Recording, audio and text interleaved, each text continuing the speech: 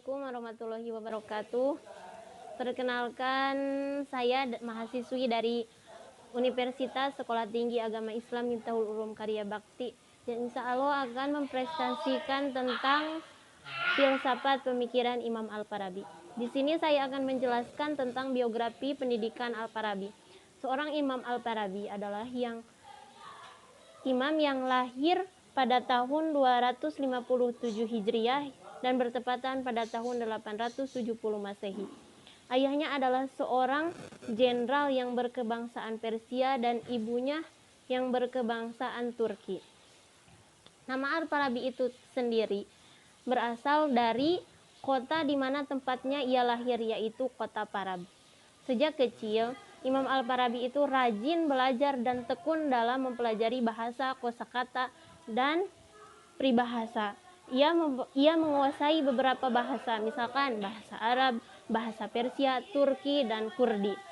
Malah orang lain berkata, para pendapat juga berkata, Imam Al-Farabi itu mampu berbicara dengan 70 bahasa, tetapi Imam Farabi itu menguasai hanya 4 bahasa. 4 bahasa itu adalah bahasa Arab, Persia, Turki, dan Rusdi.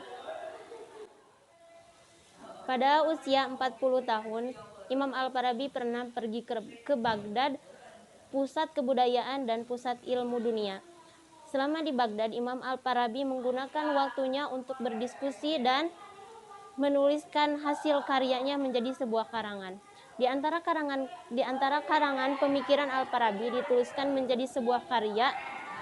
Namun ciri khas karya Imam Al-Farabi bukan hanya mengarang kitab-kitab besar saja atau makalah-makalah saja, namun ia juga memberikan ulasan-ulasan serta penjelasan terhadap karya Aristoteles dan para ilmuwan-ilmuwan lainnya. Di antara karangan nyata Imam Al-Farabi ialah Tahasilu As-Sa'adah, Fususu At-Tamadam, dan Isbatu Al-Mufaraqat. Yang kemudian adalah hasil karya pemikiran Al-Farabi. Di antara filsafat hasil pemikiran filsafat Imam Al-Farabi, yang pertama ialah filsafat emanasi.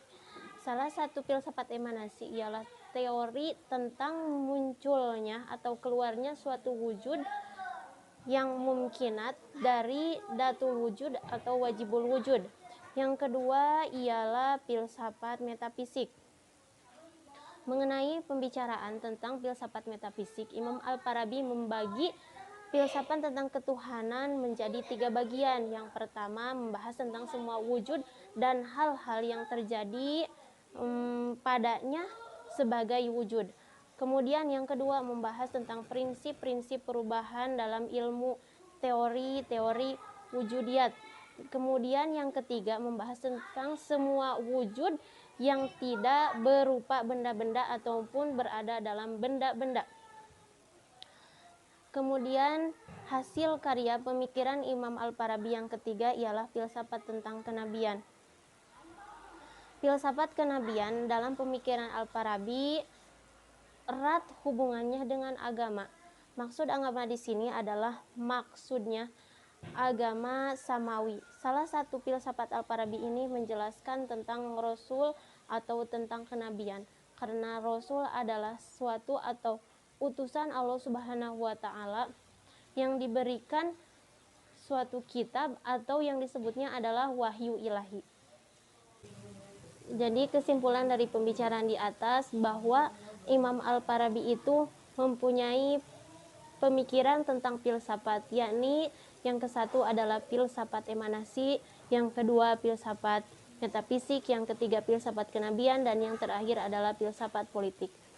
Sekian pembicaraan atau pembahasan dari saya. Mohon maaf dengan segala kekurangan. Apabila ada kesalahan, jangan sungkan untuk membenarkan atau mengkritik saya.